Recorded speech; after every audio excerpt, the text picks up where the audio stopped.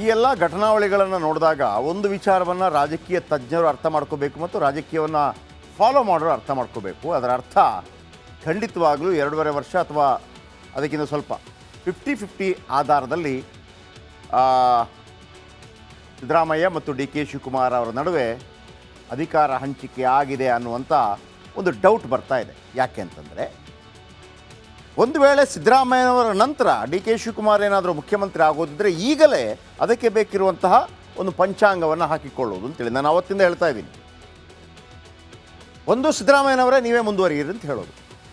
ಸಿದ್ದರಾಮಯ್ಯನವರು ಕೂಡ ಅವರು ಸಿದ್ಧಾಂತಬದ್ಧ ನಾಯಕ. ಒಂದು ವೇಳೆ ಅಲ್ಲೇ ಆಗಿದ್ದರೆ ನೀವು ಯಾರು ಏನು ಹೇಳ್ಕೊಳಿಬೇಕಿದ್ರೆ, ಒಂದು ವೇಳೆ ಸಿದ್ದರಾಮಯ್ಯನವರು 50-50 ಅಧಿಕಾರ ಹಂಚಿಕೆಗೆ ಓಕೆ ಅಂದಿದ್ದಾರೆ ನಾನು ಹೇಳ್ತಿರೋದು, ಖಂಡಿತವಾಗ್ಲೂ ಕೆಳಗಿಳಿತಾರೆ. ಅದರಲ್ಲಿ ಎರಡು ಮಾತಿಲ್ಲ.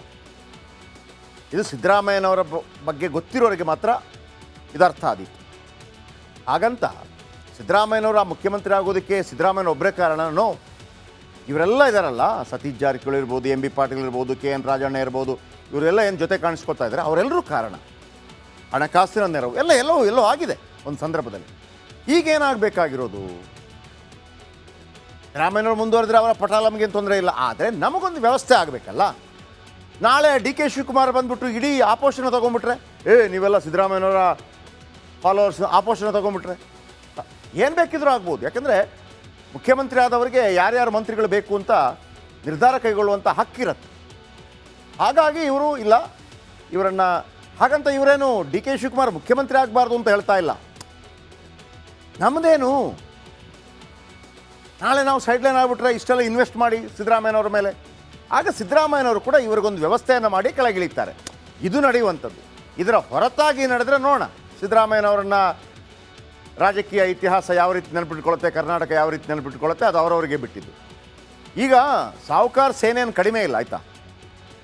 ಇವರು ಕೂಡ ಒಂದು 40 ಜನ ರೆಡಿ ಮಾಡ್ತಾರೆ. 40 ಜನ ರೆಡಿ ಮಾಡಿದರೆ ಆಮೇಲೆ ಸತೀಶ್ ಜಾರಕಿಹೊಳಿ ಇವರೆಲ್ಲ ಏನು ಕಾಂಗ್ರೆಸ್ಸಲ್ಲೇ ಇರಬೇಕು ಅಂತೇನಿಲ್ಲ ಇವರಿಗೆ. ಇವರ ಸಹೋದರ ಬಿ ಜೆ ಪಿಗೆ ಹೋದರು, ಇವರು JDS ಅಲ್ಲಿದ್ದರು, ಹೀಗೆಲ್ಲ ನಡೆಯುತ್ತೆ. ಇವರು ಸಿದ್ಧಾಂತ ಹಂಗೇನಿಲ್ಲ. ಇವರು ನಾಳೆ ಕಿರಿಕಿರಿ ಆದರೆ 40 ಜನ ಎತ್ಕೊಂಡು ಹೋಗ್ಬಿಡ್ತಾರೆ. ಅವರು ಬಿ ಜೆ ಪಿ ಜೊತೆನೂ ಸೆಟ್ಲ್ ಆಗ್ಬೋದು, ಏನು ಸಮಸ್ಯೆ ಇಲ್ಲ ಅವರಿಗೆ. ಆ ಭಯವನ್ನು ಅವರು ಮತ್ತೆ ಹೈಕಮಾಂಡ್ಗೆ ನೆನಪು ಮಾಡಿಕೊಡ್ತಾ ಇದ್ದಾರೆ. ಡಿ ಕೆ ಶಿವಕುಮಾರ್ ಮಾಡಿದ್ರೆ ಮಾಡಿ, ಆದರೆ ನಮ್ಮನ್ನೇನಾದರೂ ಕಡೆಗಣಿಸಿದ್ರೆ ಹುಷಾರ್ ಅನ್ನೋವಂಥದ್ದನ್ನು ಸತೀಶ್ ಜಾರಕಿಹೊಳಿ ಅವ್ರದ್ದೇ ಸ್ಟೈಲಲ್ಲಿ ಭಾಳ ಮಾತು ಸಾಫ್ಟು, ಇದು ಭಯಂಕರ ಬ್ರಿಲಿಯಂಟು ಸತೀಶ್ ಜಾರಕಿಹೊಳಿ.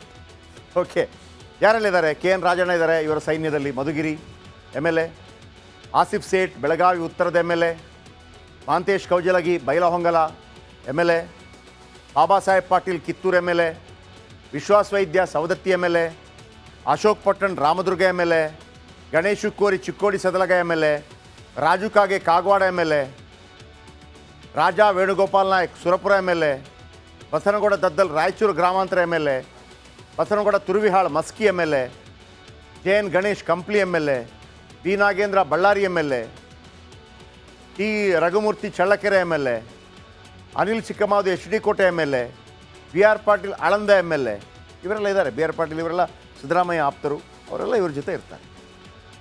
ಆಮೇಲೆ ಇವರು ಓರ್ವ ST ಲೀಡರ್.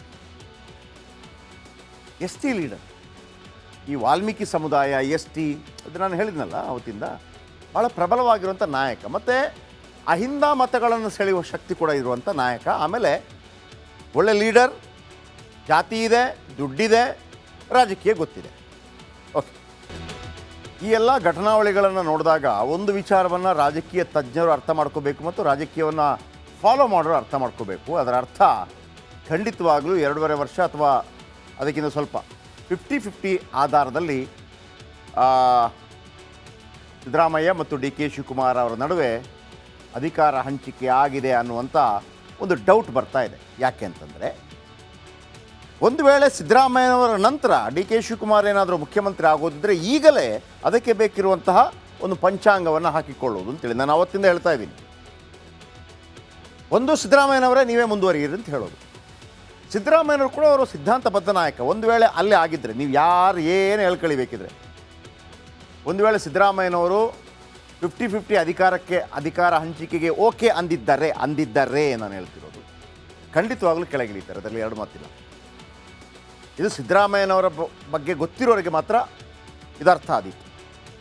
ಹಾಗಂತ ಸಿದ್ದರಾಮಯ್ಯನವರ ಮುಖ್ಯಮಂತ್ರಿ ಆಗೋದಕ್ಕೆ ಸಿದ್ದರಾಮಯ್ಯನ ಒಬ್ಬರೇ ಕಾರಣನೋ, ಇವರೆಲ್ಲ ಇದ್ದಾರಲ್ಲ, ಸತೀಶ್ ಜಾರಕಿಹೊಳಿ ಇರ್ಬೋದು, ಎಂ ಬಿ ಪಾಟೀಲ್ ಇರ್ಬೋದು, ಕೆ ಎನ್ ರಾಜಣ್ಣ ಇರ್ಬೋದು, ಇವರೆಲ್ಲ ಏನು ಜೊತೆ ಕಾಣಿಸ್ಕೊತಾ ಇದ್ದಾರೆ, ಅವರೆಲ್ಲರೂ ಕಾರಣ.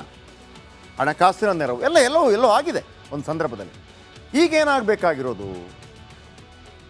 ಸಿದ್ದರಾಮಯ್ಯನವರು ಮುಂದುವರೆದ್ರೆ ಅವರ ಪಟಾಲಮ್ಗೆ ತೊಂದರೆ ಇಲ್ಲ, ಆದರೆ ನಮಗೊಂದು ವ್ಯವಸ್ಥೆ ಆಗಬೇಕಲ್ಲ. ನಾಳೆ ಡಿ ಕೆ ಶಿವಕುಮಾರ್ ಬಂದುಬಿಟ್ಟು ಇಡೀ ಆಪೋಷಣ ತೊಗೊಂಡ್ಬಿಟ್ರೆ, ನೀವೆಲ್ಲ ಸಿದ್ದರಾಮಯ್ಯನವರ ಫಾಲೋವರ್ಸ್ ಆಪೋಷಣ ತೊಗೊಂಡ್ಬಿಟ್ರೆ ಏನು ಬೇಕಿದ್ರೂ ಆಗ್ಬೋದು. ಯಾಕೆಂದರೆ ಮುಖ್ಯಮಂತ್ರಿ ಆದವರಿಗೆ ಯಾರ್ಯಾರು ಮಂತ್ರಿಗಳು ಬೇಕು ಅಂತ ನಿರ್ಧಾರ ಕೈಗೊಳ್ಳುವಂಥ ಹಕ್ಕಿರತ್ತೆ.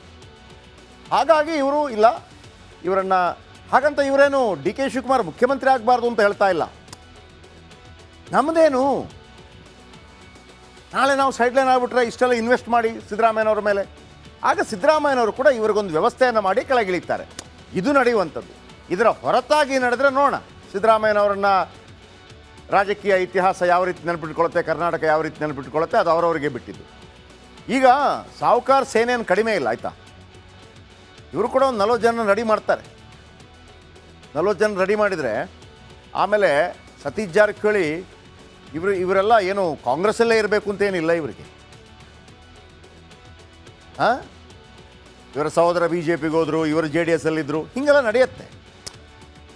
ಇವರು ಸಿದ್ಧಾಂತ ಹಂಗೇನಿಲ್ಲ. ಇವರು ನಾಳೆ ಕಿರಿಕಿರಿ ಆದರೆ 40 ಜನ ಎತ್ಕೊಂಡು ಹೋಗ್ಬಿಡ್ತಾರೆ. ಅವರು BJP ಜೊತೆನೂ ಸೆಟ್ಲ್ ಆಗ್ಬೋದು, ಏನು ಸಮಸ್ಯೆ ಇಲ್ಲ ಅವರಿಗೆ. ಆ ಭಯವನ್ನು ಅವರು ಮತ್ತೆ ಹೈಕಮಾಂಡ್ಗೆ ನೆನಪು ಮಾಡಿಕೊಡ್ತಾ ಇದ್ದಾರೆ. ಡಿ ಕೆ ಶಿವಕುಮಾರ್ ಮಾಡಿದ್ರೆ ಮಾಡಿ, ಆದರೆ ನಮ್ಮನ್ನೇನಾದರೂ ಕಡೆಗಣಿಸಿದ್ರೆ ಹುಷಾರ್ ಅನ್ನುವಂಥದ್ದನ್ನು ಸತೀಶ್ ಜಾರಕಿಹೊಳಿ ಅವ್ರದ್ದೇ ಸ್ಟೈಲಲ್ಲಿ ಭಾಳ ಸಾಫ್ಟ್, ಮಾತು ಸಾಫ್ಟು, ಇದು ಭಯಂಕರ ಬ್ರಿಲಿಯಂಟು ಸತೀಶ್ ಜಾರಕಿಹೊಳಿ.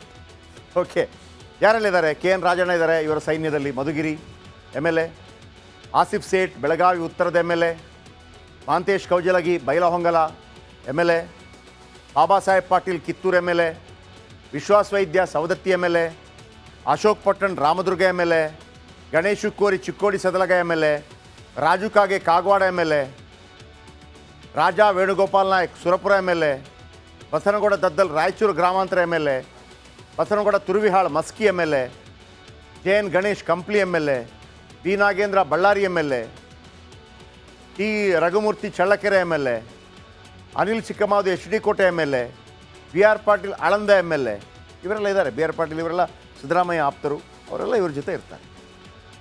ಆಮೇಲೆ ಇವರು ಓರ್ವ ST ಲೀಡರ್. ಈ ವಾಲ್ಮೀಕಿ ಸಮುದಾಯ ST ಅದು ನಾನು ಹೇಳಿದ್ನಲ್ಲ ಅವತ್ತಿಂದ, ಭಾಳ ಪ್ರಬಲವಾಗಿರುವಂಥ ನಾಯಕ, ಮತ್ತು ಅಹಿಂದ ಮತಗಳನ್ನು ಸೆಳೆಯುವ ಶಕ್ತಿ ಕೂಡ ಇರುವಂಥ ನಾಯಕ. ಆಮೇಲೆ ಒಳ್ಳೆ ಲೀಡರ್, ಜಾತಿ ಇದೆ, ದುಡ್ಡಿದೆ, ರಾಜಕೀಯ ಗೊತ್ತಿದೆ. ಓಕೆ.